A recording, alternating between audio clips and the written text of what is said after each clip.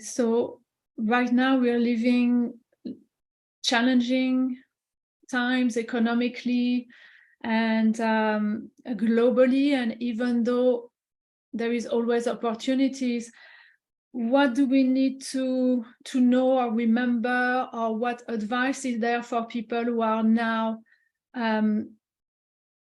in challenging conditions, like maybe about to lose their jobs, or their work, their livelihood is being under pressure? We wish to express our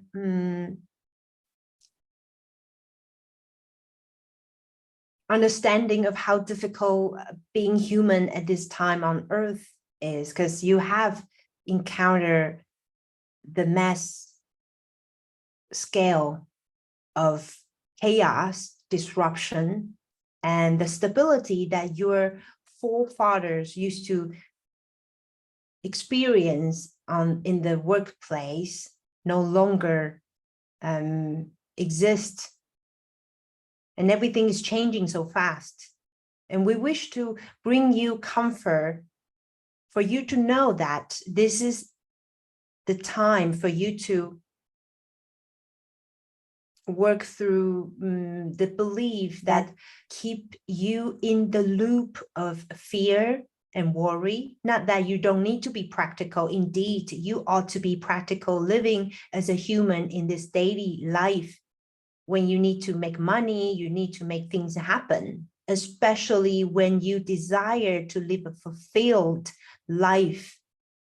And so we wish to invite you to open yourself up to look at those beliefs that you are holding and that have been kept you believing that there are no new opportunities, that this is the only way your life has to go. And if you do not work in this company, the life will become gloom and doom.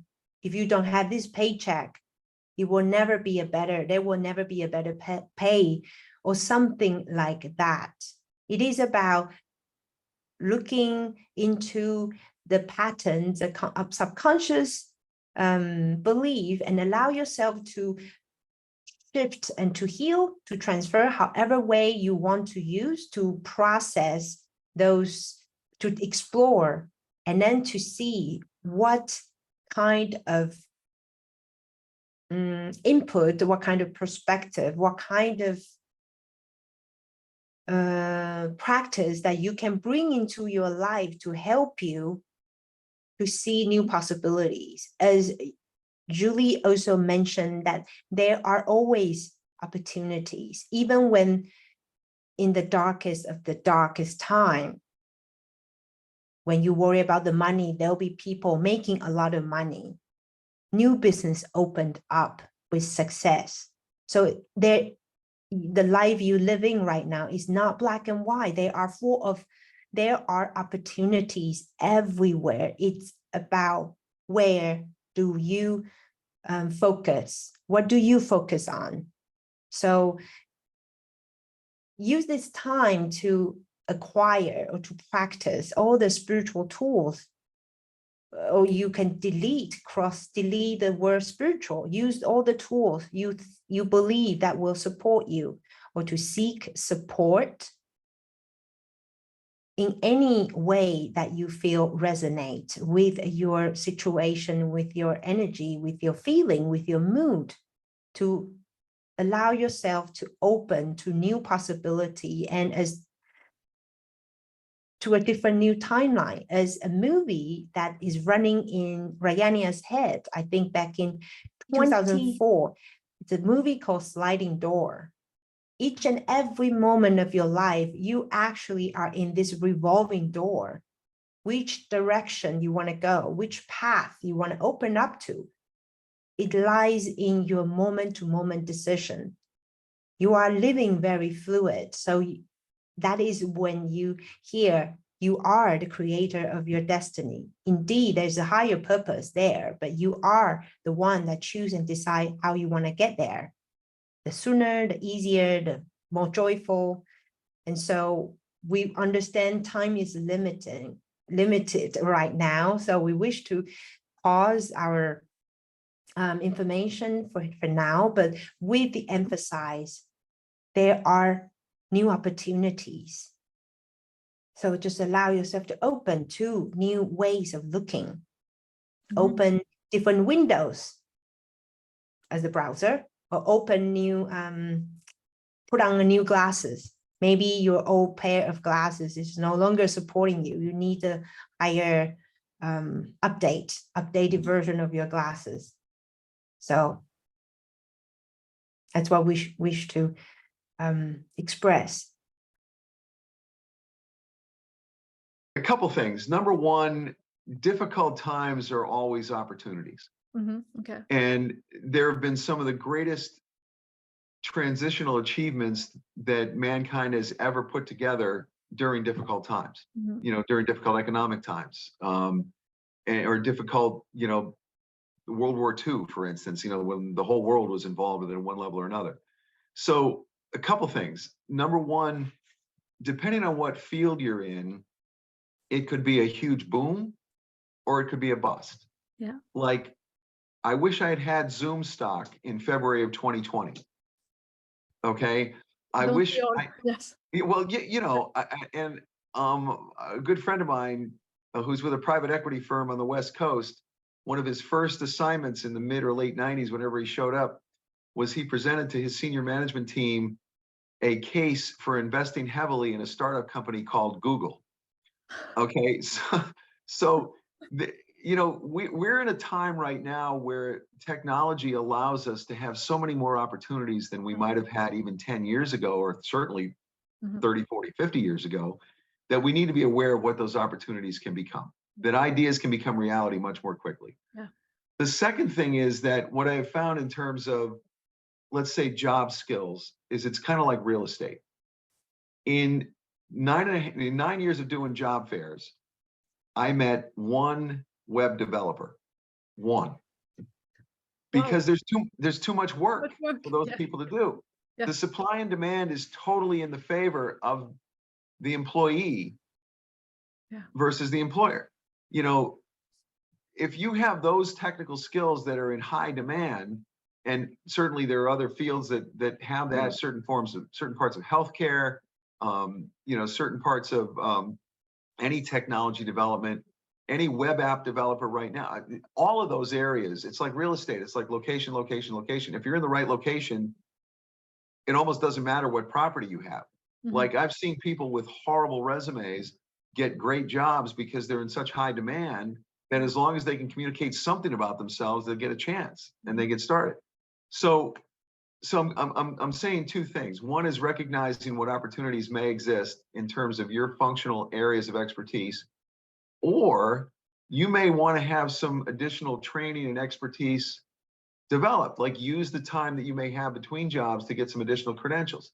I'm working with a guy now, this is the second time we've worked together, who has an incredibly powerful long career in TV, radio, and video production.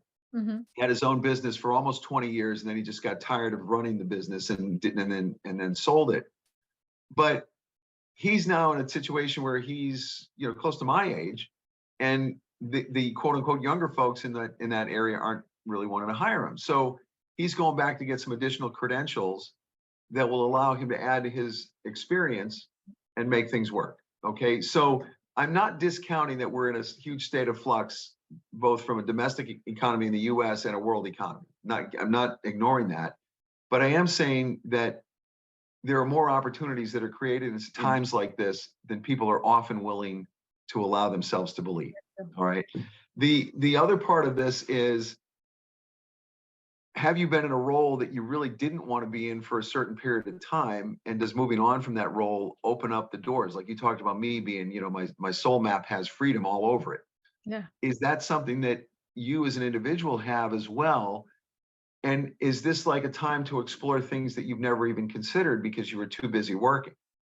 So I'm not denying that in certain fields, there are going to be downsizing, there's going to be layoffs, and there's going to be jobs that just never come back. Like a good example, and I've worked with several clients in this arena too, is investments and financial services. All of that's been automated. You know, like 20 years ago, there were teams of people from an operational standpoint that had to do, you know, function A, B, C, D for both for the internal people and the external clients. So much of that has been automated that those jobs don't exist anymore. So then you have to recognize, are you selling buggy whips? You know, like if you Are you selling what? buggy whips? Give me a second. Okay. Like when I don't understand the word, so just so you know. like give me a second. Yeah. Like horse and carriage, Oh, okay. late 1800s, early 1900s. Yeah. The whips that you would use for your horse was an item that sold, okay, because they were necessary in terms of transportation. Mm-hmm. When the automobile became popular, those weren't as popular. Mm-hmm. And you have to recognize when you're, you know, when the industry's time is over. Yeah. You know, and they become popular again after 50 Shades of Grey, right? I'm joking. For a totally different reason too. And I wonder what actual sales became after that movie came out. But anyway, but the reality is like, you know, there are people, like when I first got into the pharmaceutical industry, it was a ripe job, a ripe industry. Mm-hmm. And then there were a whole bunch of constraints put on the industry. There were things where drug approvals became much, much more tedious. So the money wasn't there. Yeah. And drug companies, as you know, around the world, drug companies, biotech companies, nutraceutical companies, et cetera, are combining or merging so that they can still be profitable. And the pharmaceutical industry is no fun anymore to me. Okay. In other words, you know, medical devices maybe, but it's totally changed from what it was 30 years ago. And that's the kind of thing you have to look at and say, okay, what's happening in the greater environment that I find myself in? And then how do I adapt my own skills into either a revised version of that environment or a totally different one? Okay. And I do career switches with people. Probably a third of the people I work with are going through some kind of, not just a career transition in terms of finding another job, but making a real career switch. Mm-hmm. And for me, that's fun work, because that's when all of the introspective stuff that we've talked about earlier on in this call come up to the surface. That's when people really have to look themselves in the eye and say, what am I put here to do? What I really want to do? And how's that going to translate into what the marketplace needs? I like what you're saying here. It reminds me of, you know, some with stress and burnout, you know, like sometimes like it takes someone to go to the ultimate stage of full burnout to be able to take that break and look after themselves. So it's really like a little bit of like, it might take, you know, like, you know, being laid off for, you know, in this weird economy to finally allow ourselves to look at, oh, now that I'm here, now I finally got the opportunity to do the internal work and to really think about what I really want to do. Otherwise, like 10 years down the line, would still be into the exact same position without allowing themselves to maybe think about what they truly want, you know? Well, here's another example. And I'm, again, anecdotally, but about 5 years ago, I worked with a woman who was with a major communications company in the accounts payable department for 28 years. She had 3 different positions in the same department, in the same building for 28 years. It would have made me gouge my eyes out. I would have got so bored. That's me. But for her, it was a comfort zone, and she liked her job. She was doing well.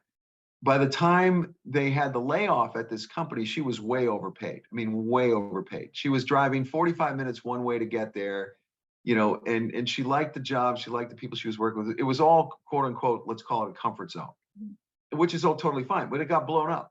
She got a nice severance package. And then ultimately, as we did the inner work about what do you want to do going forward, she realized she liked the work a lot. Ultimately, she found a position that was about 15% less salary-wise, but it was a 10-minute commute. And I, you know, it was when I took the assignment on, I wasn't sure I was going to be able to help this one. I wasn't sure there was going to be a place for it. But ultimately there was. It took her about 3 months to find the position, but it was way better for several reasons than what she had before, but she had gotten so comfortable with that, she didn't know any better. She didn't have any incentive to look outside and see what else was going on.